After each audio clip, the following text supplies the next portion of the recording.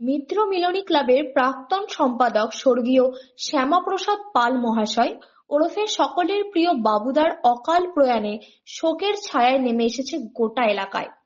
তাকে শেষ শ্রদ্ধা জানাতে পাড়ার মানুষ থেকে শুরু করে স্থানীয় কাউন্সিলর এমনকি বিশিষ্ট তারকারা উপস্থিত ছিলেন। জানা যায় যে বাবুদা দীর্ঘদিন ধরেই শারীরিকভাবে অসুস্থ ছিলেন, একাধিকবার হাসপাতালে ভর্তি হয়ে রক্তও নিতে হয়েছিল, কিন্তু প্রতিবারই অদম্য ইচ্ছাশক্তিতে ফিরে এসেছিলেন ঘরে। তবে এবার আর হলো না শেষ রক্ষা। সাধারণ জ্বরই পরিণত হলো মারণ রোগে, কমে গেল অক্সিজেনের মাত্রা।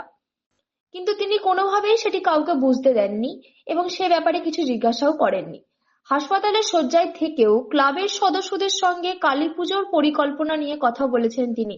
নিজের জীবন নিয়ে এক মুহূর্তের জন্যও তিনি ভাবেননি, বরং শেষ নিঃশ্বাস পর্যন্ত ভেবেছেন তার ক্লাব, পাড়া আর সব মা কালীকে নিয়েই। ক্লাব সদস্যদের কথায় বাবুদার সঙ্গে পরিচয় যত অল্প দিনেরই হোক, মনে হয় যেন এক জীবনের সম্পর্ক। তিনি সবসময় পাশে থেকেছেন, যেভাবে পেরেছেন সাহায্যের হাত বাড়িয়েছেন। কিছু মহিলাদের চোখে তিনি ছিলেন পরিবারের এক বড় অভিভাবক, যার চলে যাওয়ায় আজ শোকের ভার নেমে এসেছে সবার মনে। তাকে স্মরণ করেই মিত্রমিলনী ক্লাবের পক্ষ থেকে আয়োজিত হয় এক বস্ত্র বিতরণ অনুষ্ঠান, যেখানে শীত বস্ত্র এবং পোশাক বিতরণ করা হয় দুস্থ এবং প্রয়োজনীয়দের মধ্যে। অনুষ্ঠানের শেষে ক্লাব সদস্যদের হাতে তুলে দেওয়া হয় মা কালীর প্রতিচ্ছবি, প্রিয় বাবুদার স্মৃতিকে অমর করে রাখতে। শেষে একটাই প্রার্থনা জানিয়েছেন, তিনি যেন যেখানে থাকেন শান্তিতে থাকেন। ভগবদ্গীতাতে ভগবান শ্রীকৃষ্ণ অর্জুনকে জীবনের অবিনশ্বরতা, জীবন যুদ্ধে সামিল থাকার যে অনিবার্যতা, তারই কথা বোঝাতে গিয়ে বলেছিলেন, বাসাংসি জীর্ণানি যথা বিহায় নবানি ক্রীণাতি নরোহ পরাণি তথা শরীরানি বিহায় জীর্ণা নন্নানি সঞ্জাতি নবানি দেহি নৈনং ছিদন্তি ষষ্ঠানি নৈনং দহতি পাবক ন চৈনং ক্লিদ হন্তাপ ন সৃজয়তি মারুত অচ্ছেদ্য হয় মদাজ্য হয় মকৃত অসুস্থ বচ নিত্য সর্বগতম স্থান রচলো হয় সনাতন অব্যক্ত হয় মচিন্ত হয় বিকার্য হয় মুচ্ছতি তস্মাৎ দেবং বিদিত্বৈনং নানুষ্যসি তুমর্হসি। অর্থাৎ শরীরটাকে দ্বিখণ্ডিত করা যায়, টুকরো করা যায়, ভেঙে ফেলা যায়, মেরে ফেলা যায়, শরীরেই মানুষের মৃত্যু হয়, কিন্তু তার ভিতরে আত্মা অবিনশ্বর। মানুষের মৃত্যু হয়, মৃত্যুর পরে আবারও পুনর্জন্ম হয়, পুনর্জন্মের পরে আবারও মৃত্যু হয়।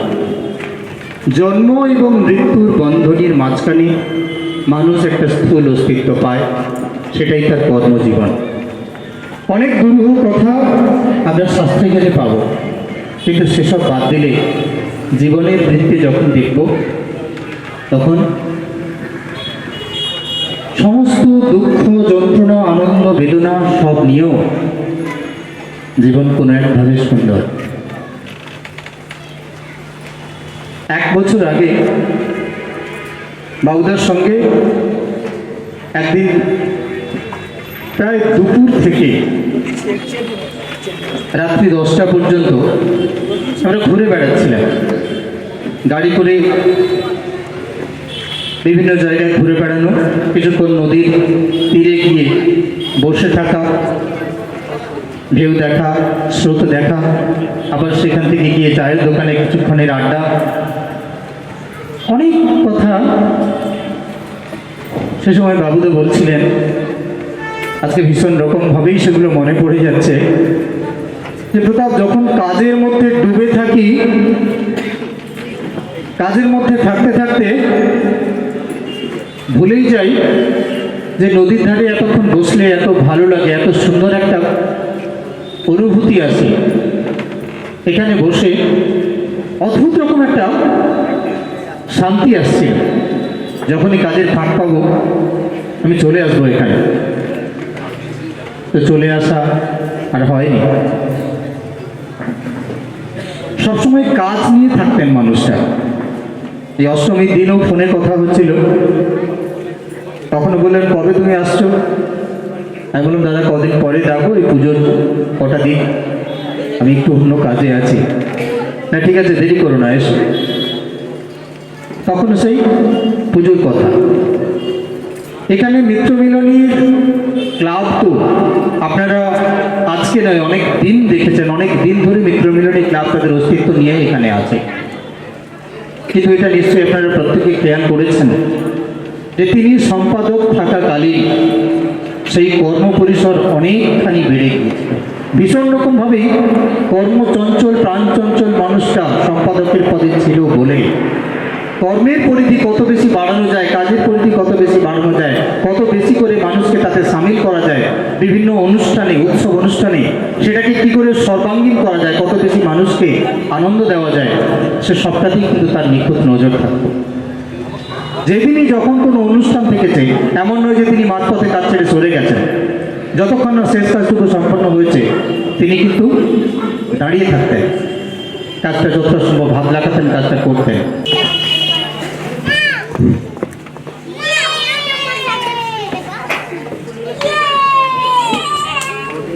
আমি যখন 2008 সালে এই পাড়াতে প্রথম আসি, যে মানুষটির সাথে আমার প্রথম পরিচয়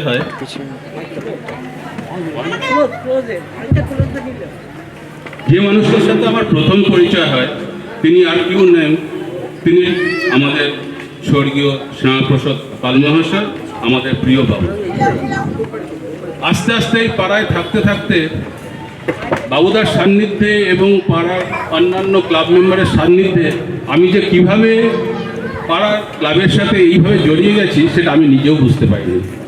প্রতিবার যখনই পুজো হতো, পুজোর সময় প্রতিদিন সকালে, মানুষদা চলুন বাজার করতে যেতে হবে। এরপর নেক্সট পুজোতে হয়তো কেউ এইভাবে ডাকবে না যে মানুষদা পুজোর বাজার করতে যেতে হবে। আমরা একসাথে কালী ঠাকুরের বায়না দিয়ে এলাম। তার দুদিন পর আমাকে ফোন করে বলছে, মানুষদা বিল বইগুলো প্রিন্ট হয়ে গেছে, আমার শরীরটা একটু খারাপ, কথা বলতে দেখছি কষ্ট হচ্ছে। আমি বললাম কিচ্ছু বলতে হবে না, আমি এখনই আসছি। আমি বাড়ি থেকে দেখছি কথা বলতে কষ্ট হচ্ছে, আমি বলছি তুই চিন্তা করো না, পুজোর জন্য আমরা সবাই মিলে পুজোটাকে তুলে দেবো, তুমি শুধু তোমার শরীরের দিকে দেখো। সেই দিন সন্ধ্যাবেলায় ওনাকে নিয়ে গিয়ে ভর্তি করলো। তারপর দিনের পর দিন আস্তে আস্তে তিনি শুধু ওখানে বসে কালী পুজোর কথাই বলে গেলেন। যখন কালী পুজোটা আমাদের সবার মাথায় এলো, তখন আমরা প্রত্যেকে, আমি, ইন্দ্র, পাপু, অমলদা, আরও ক্লাবের সমস্ত সদস্যরা প্রতিটা জিনিসের জন্য খুঁজে বেড়াচ্ছি কোথা থেকে কিভাবে কি কাজ করব। তার প্রতিটা জিনিসে উনি নিজে হাতে সমস্ত কিছু করে এত সুন্দরভাবে পুজোটাকে পরিবেশন করতেন, সে ক্ষমতা হয়তো আমাদের এখনো হয়নি। কিন্তু আমরা ক্লাবের সমস্ত সদস্যরা মিলে এখান থেকেই অঙ্গীকার করছি, উনি যে পুজোটা করে নিয়ে যেতেন সেই পুজোটাকে আমরা এই পাড়ায় আরও কন্টিনিউ করব এবং সমস্ত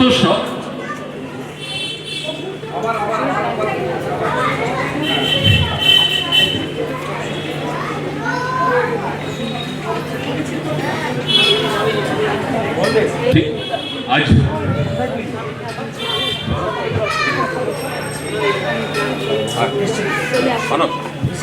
বাবুদা আমাদের মধ্যে নেই, কিন্তু তিনি সব সময় আমাদের মধ্যেই থাকবেন।